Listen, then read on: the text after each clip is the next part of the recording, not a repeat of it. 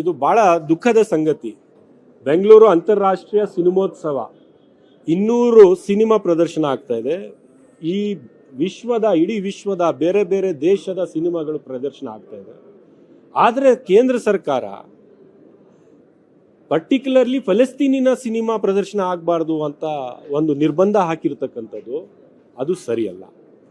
ಯಾಕೆ ಹಾಕಿದ್ದಾರೆ ಅಂತ ನಮ್ಮ ಪ್ರಶ್ನೆ. ಯಾಕಂದ್ರೆ ಎಕ್ಸ್ಪ್ಲನೇಷನ್ ಕೊಡಬೇಕಲ್ಲ, ಯಾಕೆ ಹಾಕಿದಿರಿ? 200 ಸಿನಿಮಾ 60-70 ದೇಶದ ಸಿನಿಮಾ ಪ್ರದರ್ಶನ ಆದಾಗ ಫಲಸ್ತೀನ್ ಅವರು ಯಾಕೆ ನಮ್ಮ ಬೆಂಗಳೂರಿನ ಅಂತಾರಾಷ್ಟ್ರೀಯ ಫಿಲ್ಮೋತ್ಸವದಲ್ಲಿ ಪ್ರದರ್ಶನ ಮಾಡಬಾರ್ದು? ನನಗೆ ಅನಿಸೋದು ಏನಂದ್ರೆ, ಆ ದೇಶದ ಸಿನಿಮಾ ಇಲ್ಲಿ ಪ್ರದರ್ಶನ ಆದರೆ ಆ ಫಲಸ್ತೀನಿನ ಜನರ ನೋವು ಏನಿದೆಯಲ್ಲ, ಅದು ಒಂದು ವೇಳೆ ನಮ್ಮ ದೇಶದ ಜನ ವೀಕ್ಷಿಸಿದ್ರೆ, ಯಾಕಂದ್ರೆ ಅಲ್ಲಿ 50,000 ಜನರನ್ನು ಇಸ್ರಾಯೇಲ್ ಕೊಂದಿದೆ, ಅದರಲ್ಲಿ 18,000 ಮಕ್ಕಳನ್ನು ಕೊಂದಿದೆ. ಯಾವ ಮಗುಗೂ ಯಾವ ಜಾತಿ ಧರ್ಮ ಇಲ್ಲ, ಎಲ್ಲ ಬೆಳೆದ ಮೇಲೇನೆ ಜಾತಿ ಧರ್ಮ, ಹುಟ್ಟುವಾಗ ಯಾವ ಜಾತಿ ಧರ್ಮ ಅಲ್ಲ. 18,000 ಮಕ್ಕಳನ್ನು ಗುರಿಯಾಗಿಸಿ ಇಸ್ರಾಯೇಲ್ ಕೊಂದಿರ್ತಕ್ಕಂಥದ್ದು ನಾವು ನೋಡಿದ್ದೇವೆ.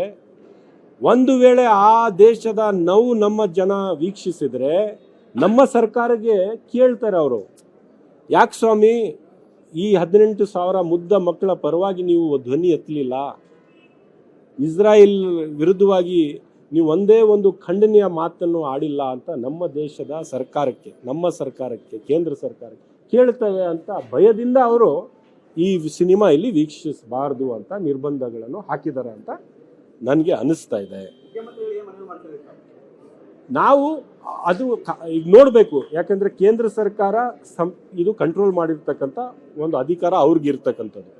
ಅದರ ತದ್ವಿರುದ್ಧವಾಗಿ ನಾವು ಹೇಗೆ ಪ್ರದರ್ಶನ ಮಾಡಿಸ್ಬೋದು, ನಮ್ಮ ಸರ್ಕಾರ ಏನು ಮಾಡಬಹುದು ಅಂತ ಎಕ್ಸ್ಪ್ಲೋರ್ ಮಾಡಿ ಅಂತ ನಾವು ಕೇಳ್ಕೊತೀವಿ. ಮತ್ತೆ ನಿಶ್ಚಿತವಾಗ್ಲೂ ಫಲಸ್ತೀನಿಯನ್ ಸಿನಿಮಾ ಪ್ರದರ್ಶನ ಆಗಬೇಕು ಅಂತ ನಾವು ಕೇಳ್ಕೊತೀವಿ. ಕೇರಳದಲ್ಲೂ ಕೂಡ ಅವರು ಇದೇ ರೀತಿ ಫಲಸ್ತೀನಿಯನ್ ಸಿನಿಮಾ ನಿರ್ಬಂಧ ಹಾಕಿದ್ದಾರೆ. ಕೇರಳ ಫಿಲ್ಮ್ ಫೆಸ್ಟಿವಲ್ ಅಲ್ಲಿ ಅಲ್ಲೂ ಕೂಡ ಎಲ್ಲ ಸಿನಿಮಾ ವೀಕ್ಷಣೆ ಮಾಡಿಸೋಕ್ಕಾಗಿಲ್ಲ, ಒಂದೇ ಒಂದು ಸಿನಿಮಾ ಏನೋ ಅವರು ಪ್ರದರ್ಶನ ಮಾಡಿದ್ದಾರೆ ಅಂತ ಗೊತ್ತಾಗಿದೆ. ಅದೇ ಮಾದರಿಯಲ್ಲಿ ನಾವು ಕೂಡ ನಮ್ಮ ಸರ್ಕಾರ ಮಾಡಬೇಕು ಅಂತ ನಾವು ನಮ್ಮ ಸರ್ಕಾರಕ್ಕೆ ಆಗ್ರಹಿಸ್ತೀವಿ, ನಿಶ್ಚಿತವಾಗ್ಲೂ ಆಗ್ರಹಿಸ್ತೀವಿ.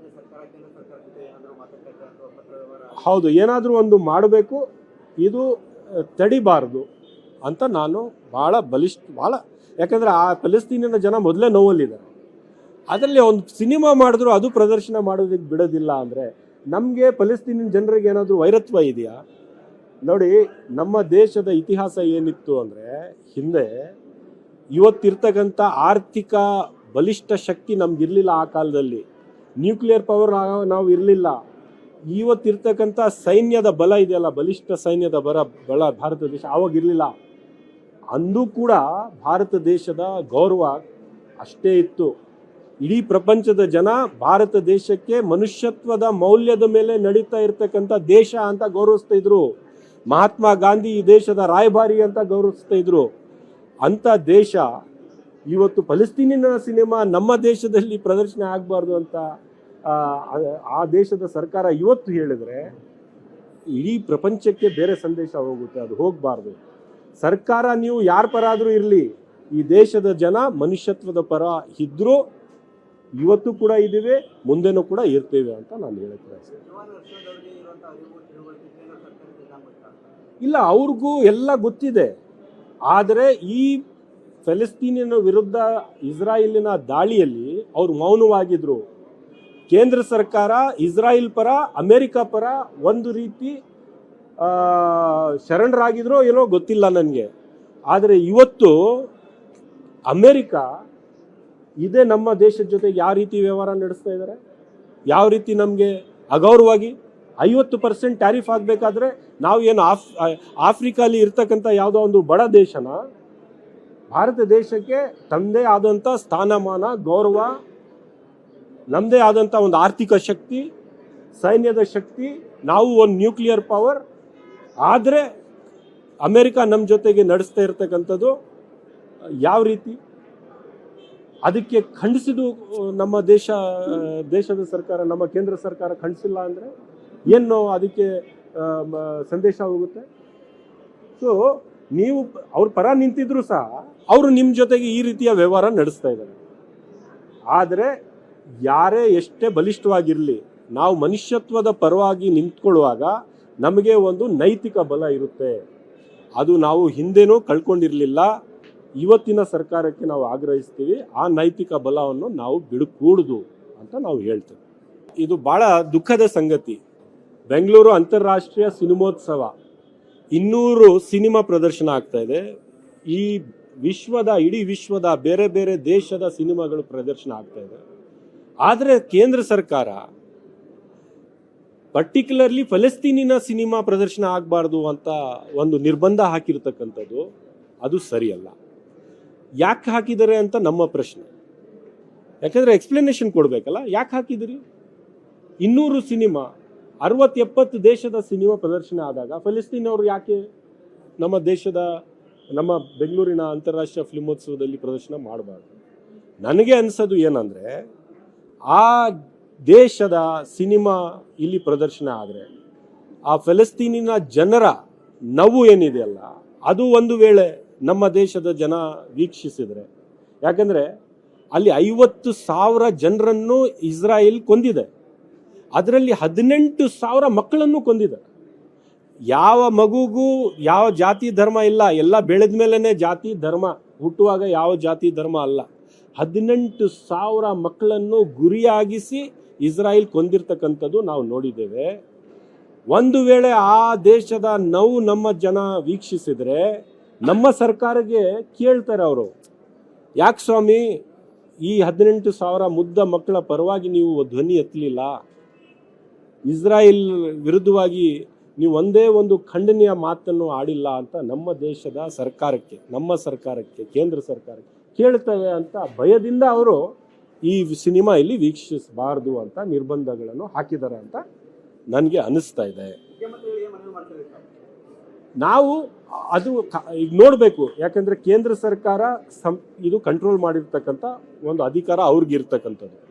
ಅದರ ತದ್ವಿರುದ್ಧವಾಗಿ ನಾವು ಹೇಗೆ ಪ್ರದರ್ಶನ ಮಾಡಿಸ್ಬೋದು, ನಮ್ಮ ಸರ್ಕಾರ ಏನು ಮಾಡ್ಬೋದು ಅಂತ ಎಕ್ಸ್ಪ್ಲೋರ್ ಮಾಡಿ ಅಂತ ನಾವು ಕೇಳ್ಕೊತೀವಿ. ಮತ್ತು ನಿಶ್ಚಿತವಾಗ್ಲೂ ಫಲಸ್ತೀನಿಯನ್ ಸಿನಿಮಾ ಪ್ರದರ್ಶನ ಆಗಬೇಕು ಅಂತ ನಾವು ಕೇಳ್ಕೊತೀವಿ. ಕೇರಳದಲ್ಲೂ ಕೂಡ ಅವರು ಇದೇ ರೀತಿ ಫಲಸ್ತೀನಿಯನ್ ಸಿನಿಮಾ ನಿರ್ಬಂಧ ಹಾಕಿದ್ದಾರೆ. ಕೇರಳ ಫಿಲ್ಮ್ ಫೆಸ್ಟಿವಲಲ್ಲಿ ಅಲ್ಲೂ ಕೂಡ ಎಲ್ಲ ಸಿನಿಮಾ ವೀಕ್ಷಣೆ ಮಾಡಿಸೋಕ್ಕಾಗಿಲ್ಲ, ಒಂದೇ ಒಂದು ಸಿನಿಮಾ ಏನೋ ಅವರು ಪ್ರದರ್ಶನ ಮಾಡಿದ್ದಾರೆ ಅಂತ ಗೊತ್ತಾಗಿದೆ. ಅದೇ ಮಾದರಿಯಲ್ಲಿ ನಾವು ಕೂಡ ನಮ್ಮ ಸರ್ಕಾರ ಮಾಡಬೇಕು ಅಂತ ನಾವು ನಮ್ಮ ಸರ್ಕಾರಕ್ಕೆ ಆಗ್ರಹಿಸ್ತೀವಿ, ನಿಶ್ಚಿತವಾಗ್ಲೂ ಆಗ್ರಹಿಸ್ತೀವಿ. ಹೌದು, ಏನಾದರೂ ಒಂದು ಮಾಡಬೇಕು, ಇದು ತಡಿಬಾರ್ದು ಅಂತ ನಾನು ಭಾಳ ಯಾಕಂದರೆ ಆ ಫಲಸ್ತೀನಿನ ಜನ ಮೊದಲೇ ನೋವಲ್ಲಿದ್ದಾರೆ. ಅದರಲ್ಲಿ ಒಂದು ಸಿನಿಮಾ ಮಾಡಿದ್ರು ಅದು ಪ್ರದರ್ಶನ ಮಾಡೋದಕ್ಕೆ ಬಿಡೋದಿಲ್ಲ ಅಂದರೆ ನಮಗೆ ಫಲಸ್ತೀನಿನ ಜನರಿಗೆ ಏನಾದರೂ ವೈರತ್ವ ಇದೆಯಾ? ನೋಡಿ, ನಮ್ಮ ದೇಶದ ಇತಿಹಾಸ ಏನಿತ್ತು ಅಂದರೆ, ಹಿಂದೆ ಇವತ್ತಿರ್ತಕ್ಕಂಥ ಆರ್ಥಿಕ ಬಲಿಷ್ಠ ಶಕ್ತಿ ನಮಗಿರಲಿಲ್ಲ. ಆ ಕಾಲದಲ್ಲಿ ನ್ಯೂಕ್ಲಿಯರ್ ಪವರ್ ನಾವು ಇರಲಿಲ್ಲ. ಇವತ್ತಿರ್ತಕ್ಕಂಥ ಸೈನ್ಯದ ಬಲ ಇದೆಯಲ್ಲ, ಬಲಿಷ್ಠ ಸೈನ್ಯದ ಬಲ ಭಾರತ ದೇಶ ಆವಾಗಿರಲಿಲ್ಲ. ಅಂದು ಕೂಡ ಭಾರತ ದೇಶದ ಗೌರವ ಅಷ್ಟೇ ಇತ್ತು. ಇಡೀ ಪ್ರಪಂಚದ ಜನ ಭಾರತ ದೇಶಕ್ಕೆ ಮನುಷ್ಯತ್ವದ ಮೌಲ್ಯದ ಮೇಲೆ ನಡೀತಾ ಇರ್ತಕ್ಕಂಥ ದೇಶ ಅಂತ ಗೌರವಿಸ್ತಾ ಇದ್ರು. ಮಹಾತ್ಮ ಗಾಂಧಿ ಈ ದೇಶದ ರಾಯಭಾರಿ ಅಂತ ಗೌರವಿಸ್ತಾ ಇದ್ರು. ಅಂಥ ದೇಶ ಇವತ್ತು ಫಲಸ್ತೀನಿನ ಸಿನಿಮಾ ನಮ್ಮ ದೇಶದಲ್ಲಿ ಪ್ರದರ್ಶನ ಆಗಬಾರ್ದು ಅಂತ ಆ ದೇಶದ ಸರ್ಕಾರ ಇವತ್ತು ಹೇಳಿದರೆ ಇಡೀ ಪ್ರಪಂಚಕ್ಕೆ ಬೇರೆ ಸಂದೇಶ ಹೋಗುತ್ತೆ. ಅದು ಹೋಗಬಾರ್ದು. ಸರ್ಕಾರ ನೀವು ಯಾರ ಪರ ಆದರೂ ಇರಲಿ, ಈ ದೇಶದ ಜನ ಮನುಷ್ಯತ್ವದ ಪರ ಇದ್ದರೂ ಇವತ್ತು ಕೂಡ ಇದ್ದೀವಿ, ಮುಂದೆನೂ ಕೂಡ ಇರ್ತೇವೆ ಅಂತ ನಾನು ಹೇಳ್ತೇನೆ.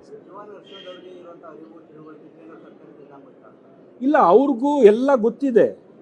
ಆದರೆ ಈ ಫಲಸ್ತೀನಿನ ವಿರುದ್ಧ ಇಸ್ರಾಯೇಲಿನ ದಾಳಿಯಲ್ಲಿ ಅವರು ಮೌನವಾಗಿದ್ರು.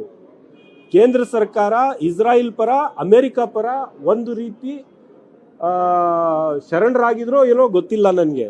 ಆದರೆ ಇವತ್ತು ಅಮೆರಿಕ ಇದೇ ನಮ್ಮ ದೇಶದ ಜೊತೆಗೆ ಯಾವ ರೀತಿ ವ್ಯವಹಾರ ನಡೆಸ್ತಾ ಇದ್ದಾರೆ, ಯಾವ ರೀತಿ ನಮಗೆ ಅಗೌರವಾಗಿ 50% ಟ್ಯಾರಿಫ್ ಆಗಬೇಕಾದ್ರೆ ನಾವು ಏನು ಆಫ್ರಿಕಾಲಿ ಇರ್ತಕ್ಕಂಥ ಯಾವುದೋ ಒಂದು ಬಡ ದೇಶನ ಭಾರತ ದೇಶಕ್ಕೆ ತಮ್ಮದೇ ಆದಂಥ ಸ್ಥಾನಮಾನ, ಗೌರವ, ನಮ್ಮದೇ ಆದಂಥ ಒಂದು ಆರ್ಥಿಕ ಶಕ್ತಿ, ಸೈನ್ಯದ ಶಕ್ತಿ, ನಾವು ಒಂದು ನ್ಯೂಕ್ಲಿಯರ್ ಪವರ್, ಆದರೆ ಅಮೆರಿಕ ನಮ್ಮ ಜೊತೆಗೆ ನಡೆಸ್ತಾ ಇರ್ತಕ್ಕಂಥದ್ದು ಯಾವ ರೀತಿ ಅದಕ್ಕೆ ಖಂಡಿಸಿದು ನಮ್ಮ ದೇಶದ ಸರ್ಕಾರ, ನಮ್ಮ ಕೇಂದ್ರ ಸರ್ಕಾರ ಖಂಡಿಸಿಲ್ಲ ಅಂದರೆ ಏನು ಅದಕ್ಕೆ ಸಂದೇಶ ಹೋಗುತ್ತೆ?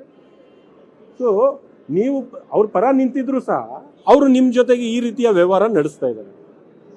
ಆದರೆ ಯಾರೇ ಎಷ್ಟೇ ಬಲಿಷ್ಠವಾಗಿರಲಿ, ನಾವು ಮನುಷ್ಯತ್ವದ ಪರವಾಗಿ ನಿಂತ್ಕೊಳ್ಳುವಾಗ ನಮಗೆ ಒಂದು ನೈತಿಕ ಬಲ ಇರುತ್ತೆ. ಅದು ನಾವು ಹಿಂದೆನೂ ಕಳ್ಕೊಂಡಿರಲಿಲ್ಲ. ಇವತ್ತಿನ ಸರ್ಕಾರಕ್ಕೆ ನಾವು ಆಗ್ರಹಿಸ್ತೀವಿ, ಆ ನೈತಿಕ ಬಲವನ್ನು ನಾವು ಬಿಡಕೂಡದು ಅಂತ ನಾವು ಹೇಳ್ತೇವೆ.